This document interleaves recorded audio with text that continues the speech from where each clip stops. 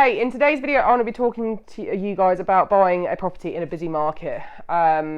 This one is one that I get highlighted to me quite a lot on how people are missing out on opportunities by not being fast enough, but there are a few things to do to make sure that you're first in line to view any property.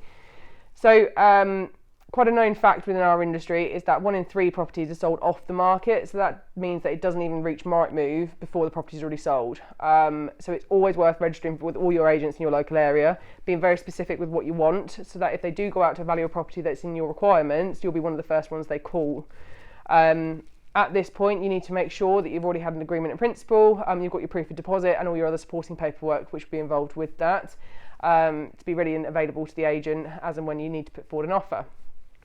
If you have a property to sell, my advice would be get it on the market ASAP, because as it is a busy market, you know, when you go to view a property and you really fall in love with it, if you're not sold, it will be sold to somebody else that is in a position to proceed. So you need to make sure that you are also in a position to proceed.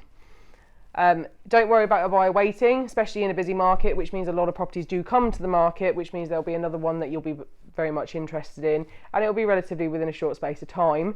It is always worth making sure your agent meets the buyer's expectations with how long that may take, to avoid any conflict later on.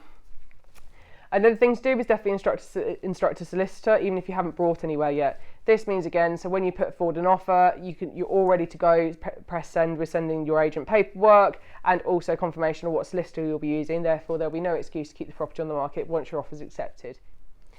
Just another thing to do as well is make sure that you're looking at a range of property for sale sites, such as Rightmove, Zoopla, Prime Location, On the Market and Boomin. Some agents don't always advertise with each and every single one of them. They may only advertise with one portal, and that portal might be where your property is going to be listed that you're in love with.